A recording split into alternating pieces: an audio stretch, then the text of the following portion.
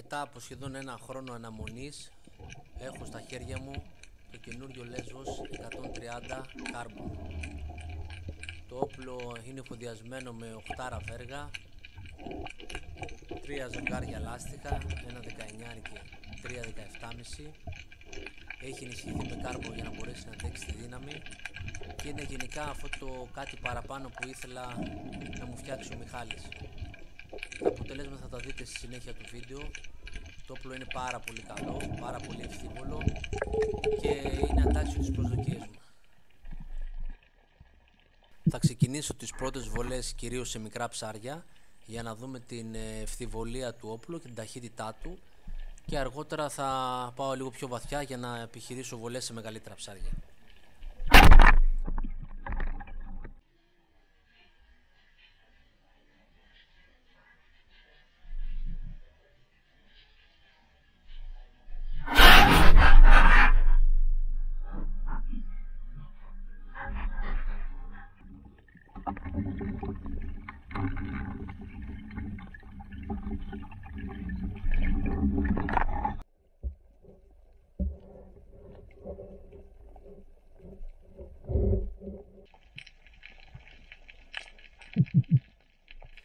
Επίτηδες αφήνω τα ψάρια να στρίψουν για να κρατήσουν και μια μεγαλύτερη απόσταση και να δω κατά πόσο γρήγορο είναι το όπλο. Μέχρι στιγμής με έχει εκπλήξει από την ευθυβολία του και την ταχύτητά του.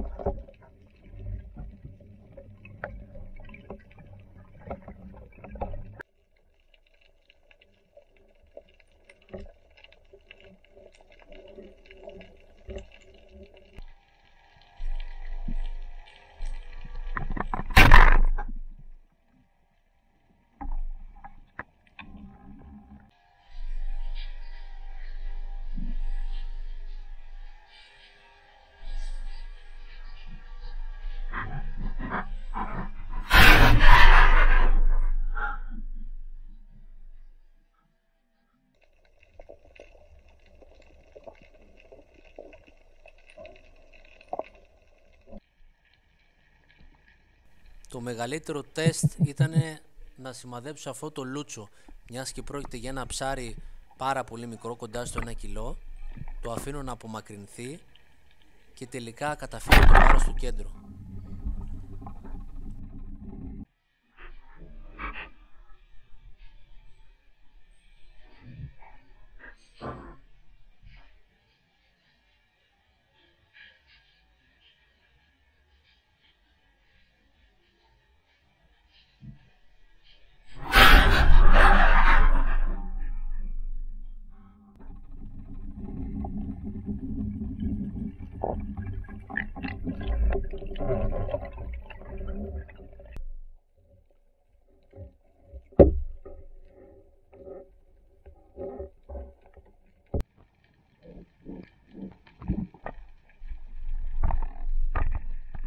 Καιρός να περάσουμε σε μεγαλύτερα θυράματα.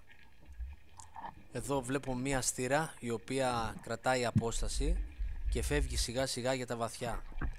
Έτσι επιχειρώ μια πάρα πολύ μακρινή βολή και τελικά καταφέρνω να την πάρω.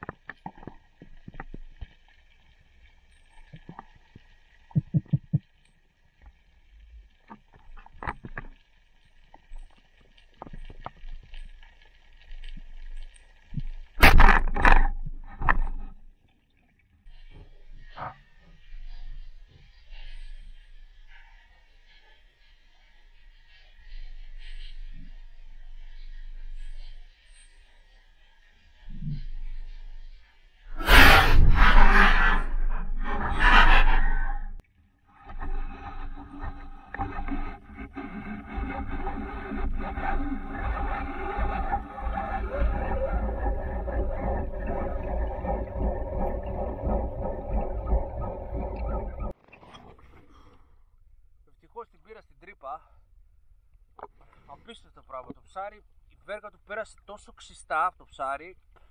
Το έχει κάνει μια γρατσουλιά εδώ, θα σας δείξω τώρα.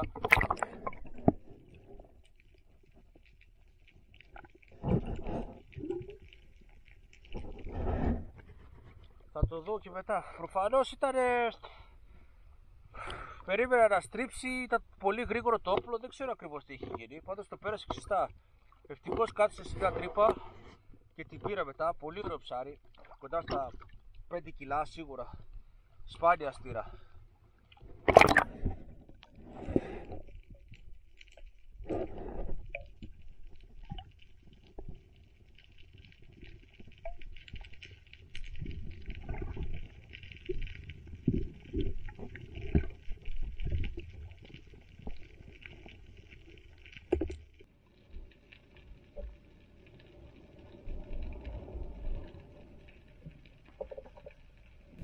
Κατεβαίνοντας στο κομμάτι έχω εντοπίσει κάποιες συναγρίδες, αλλά με την άκρη του ματιού μου βλέπω ένα πολύ μεγάλο ψάρι να αιωρείται στα βαθιά.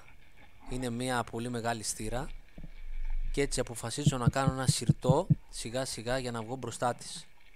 Το ψάρι είναι πάρα πολύ ήρεμο και δεν επιχειρώ αμέσως βολή, αλλά κάθομαι και το χαζεύω.